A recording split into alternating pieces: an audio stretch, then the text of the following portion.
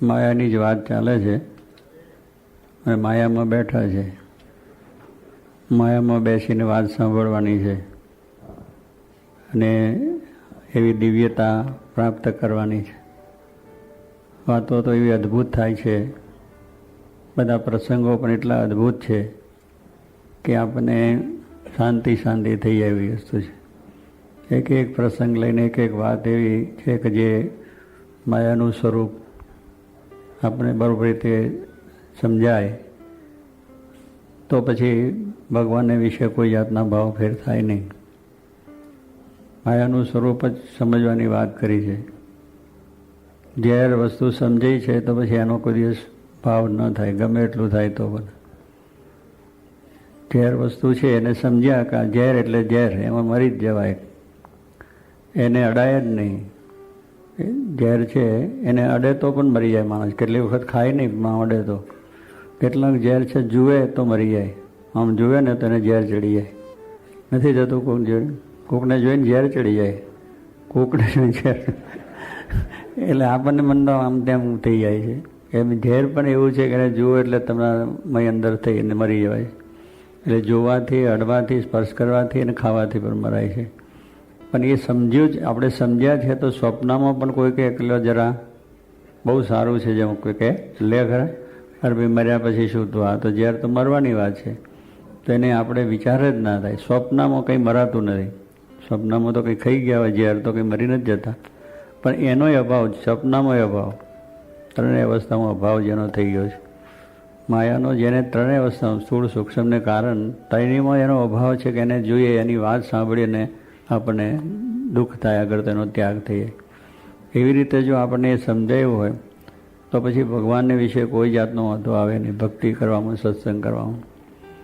એમ સાથે ભગવાનનું સ્વરૂપ પણ એવું જ આપણે સમજવું પડે.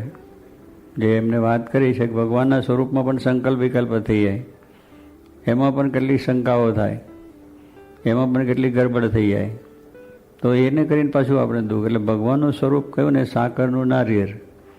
સાકરનું નારિયેળ છે એને બધી જ વસ્તુ સાકર, પાણી અંદર છે, ગર્ભ અંદર છે, ઉપરની કાતલી છે, ઉપરનો છોતરો, બધું સાકરનું છે. એમાં ભાગ ત્યાં ક્યાં રહ્યો? એટલે ભગવાનનું સ્વરૂપ પણ એવું છે, આપણા જેવું દેખાય પણ છતાં દિવ્ય છે. એટલે એ પણ યથાર્થ સમજવું જોઈએ. માયાને યથાર્થ સમજવી જોઈએ અને આને યથાર્થ સમજવું જોઈએ. તો બે વસ્તુ રીતે આપણને એ થાય. કાંઈક પેલી વસ્તુ ઝેર છે એટલે એનો અભાવ જ થાય. કોઈ વાત સાંભળીએ તોય એને વિશે પ્રીતિ ના થાય, એને લેવાની વિચાર ના થાય, કશું ના થાય. અને ભગવાનનું સ્વરૂપ જો દિવ્ય સમજવું હોય તો સાકર તો જ્યારે આપે ત્યારે ખાવાનું જ મન થાય ને, એને નાખી દેવાનું મન થાય? થાય નહીં. સાકર તો આપે તો કોઈ આપે તો લઈ લે, પણ જાય બીજી લઈ લે. કારણ કે સાકર એટલે એની અંદર ગળપણ છે, મીઠાશ છે અને સુખ છે, બધી વસ્તુ એની અંદર છે. તેનો કોઈ અભાવ થાય નહીં. તારી કહેવાનું એની સ્વરૂપ ભગવાનનું એ રીતે આપણે સમજ્યા હોય તો પછી કંઈ વાંધો આવે નહીં.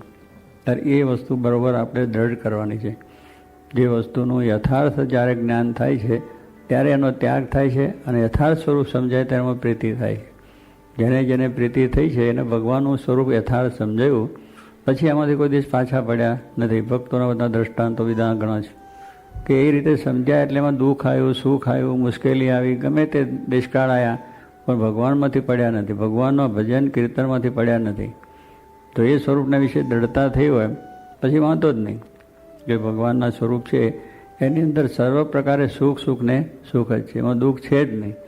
તો એ રીતે આપણને સુખ શાંતિ થઈ જાય છે.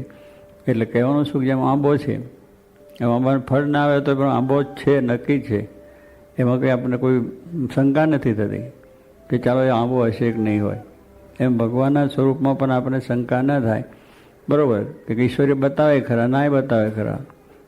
અને આ બધા મનુષ્ય ભાવની વાત કરીએ એવું પણ દેખાય તો પણ એ છે જ, એમાં એ છે, એ નથી બતાવતા એ આપણા સુખને માટે બતાવે છે, એ પણ સુખને માટે. એમની ઈચ્છાની વસ્તુ. જો આપણે કેટલુંક બતાવવાથી મન પાછું પડતું હોય તો ના પણ બતાવે, અને બતાવીને પણ આપણે કેટલુંક સારી કરવું હોય તો પણ થઈ જાય.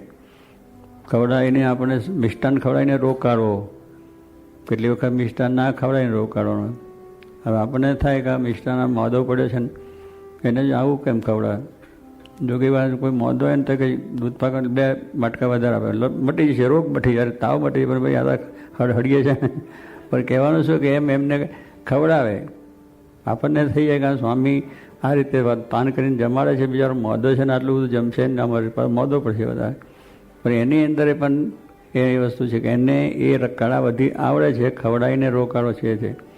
એમાં આબાને ફળ આવે કે ના આવે તો પણ આબાનું જે દિવ્યતા છે એવી રીતે આપણે મહારાજ ભગવાન સંતનું સ્વરૂપ જે છે ને વસાય. એટલે એમાં કોઈ શંકાની વસ્તુ ન થાય તો કોઈ વાંધો ના આવે. એટલે સ્વામી કહે છે આ પ્રમાણે એમને તો આ લોકમાં જે આવ્યા છે એ અનેકનું જીવનનું કલ્યાણ કરવા માટે જ આવ્યા છે. ભગવાન કોઈના દોષ સામું જોતા, અવગુણ સામું જોતા નથી. જો એના અવગુણ કે એમના દોષ જોઈએ તો કોઈનું કલ્યાણ થાય જ નહીં, કોઈનું કલ્યાણ જ થાય નહીં. અને એ રીતે થવા માંડે.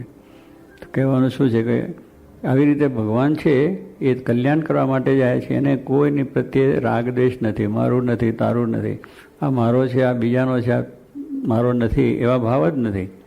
એને દરેકના પ્રત્યે સારું છે. અને એ પ્રમાણે જો યોગી મહારાજ કહે કે જ્યાં જુએ ત્યાં રામજી, બીજું ન ભાષે રહે. એ દરેકની અંદર ભગવાનના દર્શન થાય. યોગી મહારાજ પાસે ચોર લાયા એક અટલાદરાની અંદર, ચોરી કરેલી હતી. અને આ યુવકો બધા છે ને ત્યાં આગળ ફરતા પકડી જરા 2-4 ધોલ ધપાટ માર્યા. પછી કંઈકને આપણે સ્વામી પાસે લઈ જઈએ અને જરા વધારે યોગી મહારાજ કંઈક એને શિક્ષા કરે. હવે સ્વામી પાસે લઈ જવાની વાત છે કે આ પોલીસનો કેસ કહેવાય. પોલીસનો કેસ પણ લઈ ગયા સ્વામી પાસે. સ્વામીએ કહ્યું, પેલા બધા યુવકોએ કહ્યું સ્વામી આને ચોરી કરી છે ને આ બધું આમ છે ને આપણા હરિભક્તના રૂમની અંદર પેસી ગયો, બધી ચોરી કરીને આ બધું પાસે. સ્વામી એને જોઈને કે આ રાતે ચોરી કરતો છે, આ તો બહુ સારામાં સારો છે બિચારો માણસ, આ ચોરી કરે જ નહીં કે સ્વામી. એટલે પછી તને મૂકી દો કે આપણે એને કશું કરાય નહીં, આ તો ચોરી કરતો જ નથી ને. હવે સ્વામી એને દિવ્યતાથી વાત કરી દીધી.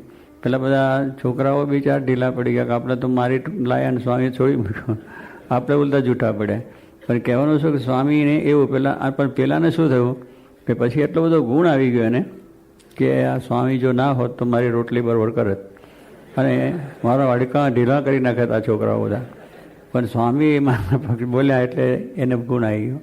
અને એવો ગુણ આવી ગયો કે સાચો ભગત બની ગયો.